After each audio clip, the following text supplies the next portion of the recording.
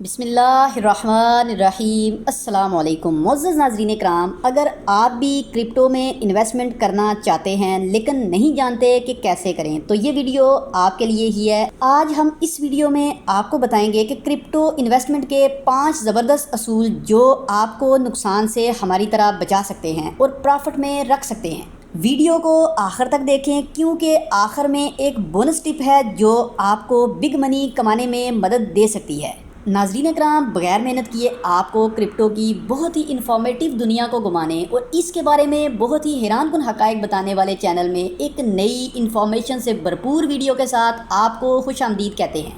Video को आखिर तक ज़रूर देखें क्योंकि ये वीडियो आपके पोर्टफोलियो को बढ़ाकर आपकी ज़िंदगी बदल सकती है। चलिए नाज़रीन इकराम, वीडियो शुरू करते हैं। नाज़रीन इकराम, सबसे पहला असूल जो कि इसमें आता है, इसको डायोर यानी DYOR कहते हैं, यानी अपनी तहकीक खुद करें। इसकी मिसाल ऐसे ही है जैसा कि हम शादी के लिए कोई भी रिश्ता देखते हैं तो देखते ही हाँ नहीं कर देते, बल्कि इसके बारे में और इनके बारे में बहुत कुछ जानने की कोशिश करते हैं। तो फिर किसी भी कॉइन में हम पैसे क्यों लगा देते हैं बगैर तहकीक किए? हमेशा तहकीक करें कि कॉइन का प्रोजेक्ट, टीम और यूज़ केस क्या है। जो लोग बस दोस्तों की सुनी सुनाई बातों पर इन्वेस्ट करते हैं और अपनी तहकीक नहीं करते, वो ऐसे ही रो रहे होते हैं जैसे शादी बगैर तहकीक किए करने पर रो रहे होते हैं। असूल नंबर 2 की बात करें तो ये है FOMO से बचें, यानी फोमो से बचें।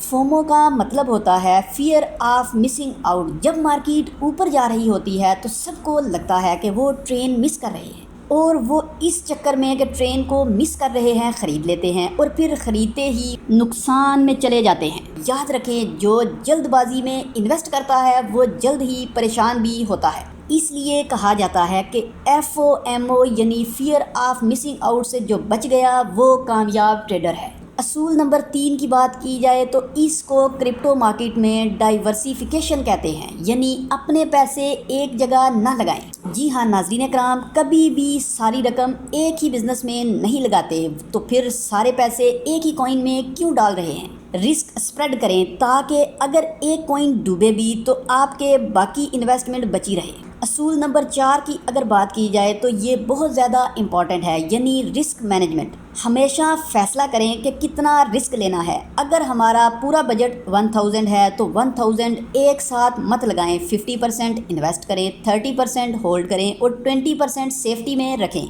यानी कि हमारे पास होल्ड और बैकअप प्लान होना बहुत ज़्यादा ज़रूरी है। अब आते हैं सबसे आखिर में असूल नंबर 5 की तरफ, पैसे निकालना ना भूलें, यानी टेक प्रॉफिट स्ट्रेटजी।